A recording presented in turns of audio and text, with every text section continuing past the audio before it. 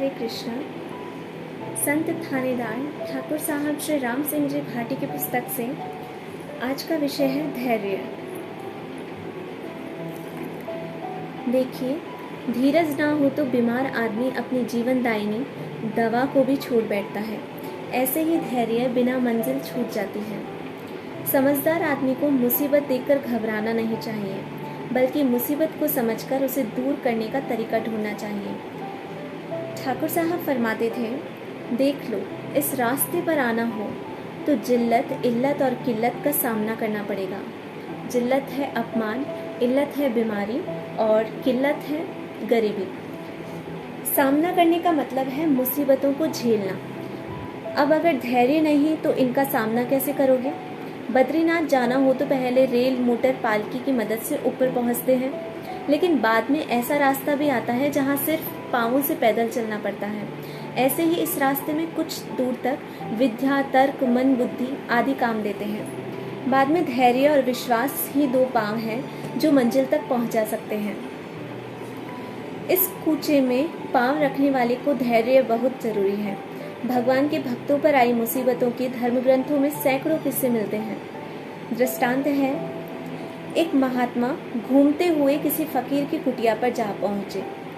महात्मा को बिठाते हुए फकीर ने कहा, मैं पास की बस्ती से कुछ भोजन का प्रबंध करके शीघ्र ही लौट आऊंगा। आज रात आप यहीं पर विश्राम करें। इधर महात्मा की नज़र कुटिया में पड़ी एक बड़ी शिला पर पड़ी, जिस पर हाथ, पांव और घुटने के निशान बने हुए थे।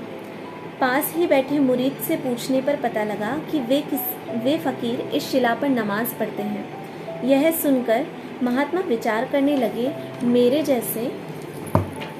मेरे जैसे आदमी की क्या दशा होगी जो रात दिन घूमता ही रहता है। धन्य है यह फकीर और इसका धैर्य, जिसके नमाज पढ़ने से पत्थर पर भी निशान पड़ गए। वास्तव में इसके मन की स्थिति तो बहुत ऊंची होगी। मेरे जैसे ये खाली कोरे तो नहीं होंगे।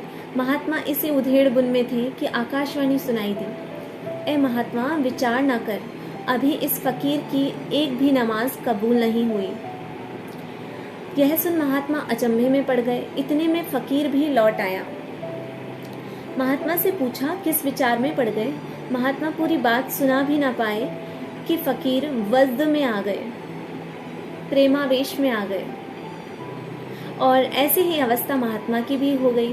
प्रातः महात्मा ने फकीर से इस प्रकार वज्द में, प्रेमावेश में आने का कारण पूछा तो फकीर ने कहा, महात्मन, आप तो कह रहे थे मेरी एक भी नमाज कबूल नहीं हुई, लेकिन सच मानिए आज मुझे सारी नमाजों का फल मिल गया। आपको हुई आकाशवाणी से मुझे यह दृढ़ विश्वास हो गया कि खुदा को इस बात का तो पता है कि इस दुनिया में मेरे जैसे भी एक फकीर नमाज पढ़ता है। इससे अधिक मुझे और क्या खुशी होगी कि मैं अल्लाह की नज़र में हूँ। अब मुझे कोई चिंता नहीं, मेरी नमाज़ कबूल हो गई है। मेरी नमाज़ें कबूल हो या नहीं, मुझे तो केवल अपना काम करना है, आगे का काम उसका है।